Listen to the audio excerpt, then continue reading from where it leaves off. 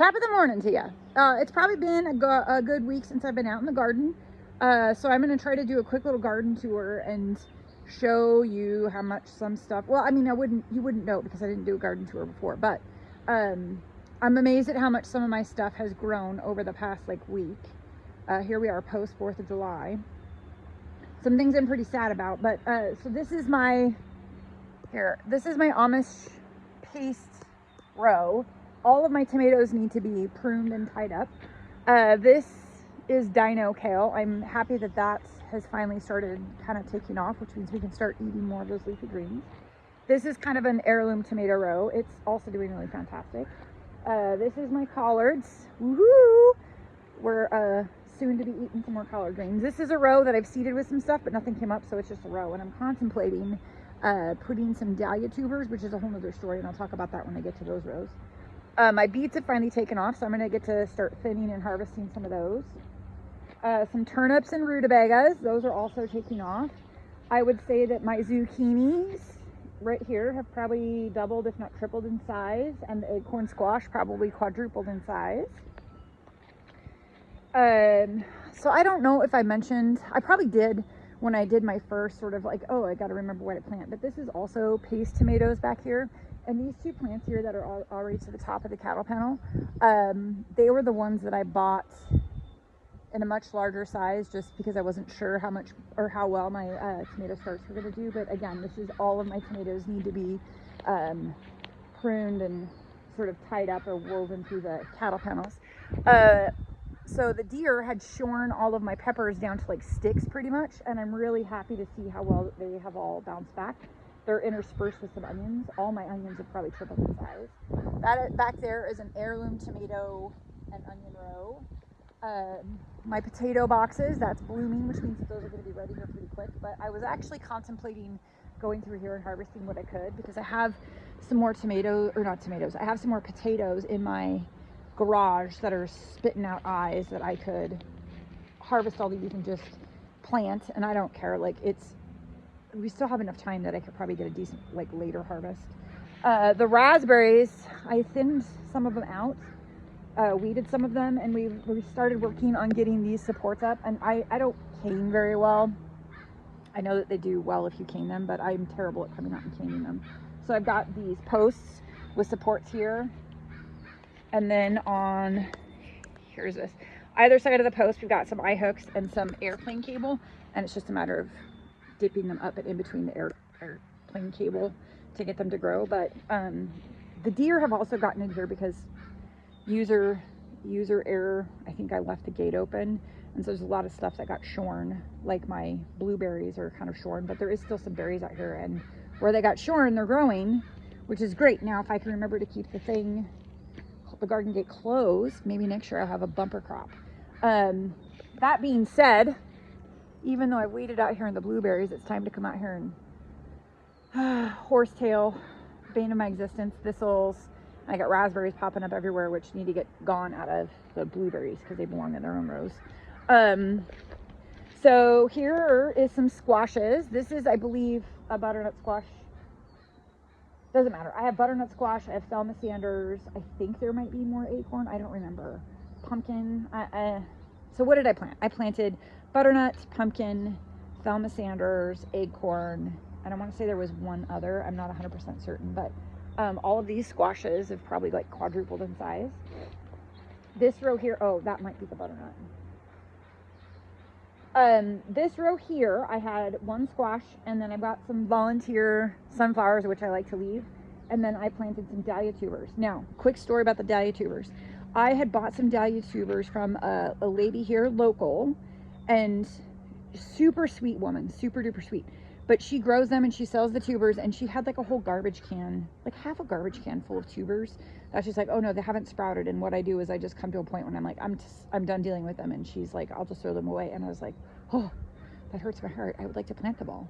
So then she was gracious enough to give me like probably a couple 5-gallon buckets worth of tubers that she was just done dealing with. And so I had gone through and I had found some that had eyes, and I've separated them and put the ones that didn't have eyes in some nursery pots, and some of those have started sprouting. And so I planted Oops, sorry.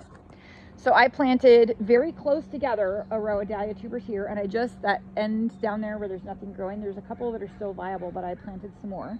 And then there's this row here, and intermixed in the row, because this is something that I did that I don't typically like to do, but because the chickens were here last year, I did actually borrow a rototiller and tilled this up to kind of floof it all, because the chickens also pack it. Anyways, I am now dealing with weeds that look to be ground cherries and lots of tomatoes, as well as like other weeds. And so I am weeding volunteer tomatoes and ground cherries. I'm going to leave some of the ground cherries because, well, Austin and I really like them.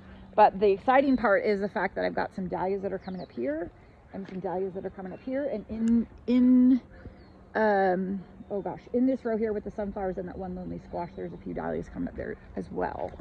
So then this box, see this here? This was a box that I wasn't sure what I was going to do with. And so I planted dahlia tubers. I just did a trench, and I probably put the dahlia tubers like 4 inches apart, and a lot of them are coming up. And I just planted, I did only have 2 rows, and I just planted today a 3rd row. So this should have 3 rows, and hopefully like come September, this whole box here, see this? I'm hoping that this whole box here will just be full of blooming dahlias. Wouldn't that be exciting? The green beans are finally green beaning, and they're up to probably taller than me, so 6 foot up.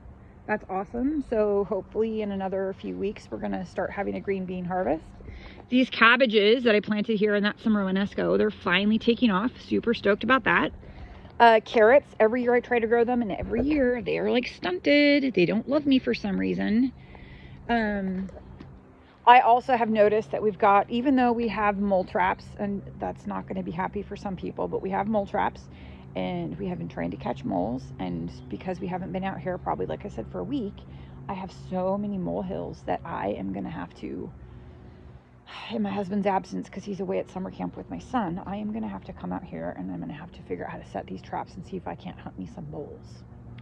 The other thing that I think is super and duper impressive, this is Romanesco, and this stuff has probably at least doubled in size. I cannot believe how big those plants have gotten. They're probably at least 3 foot tall. And then this is the kale. This is, I did buy this. I cheated. I mean, I didn't cheat. It is cheating, in my opinion, but it's not really cheating because it's what a lot of people do. But I bought these starts from the grocery store because my starts were struggling.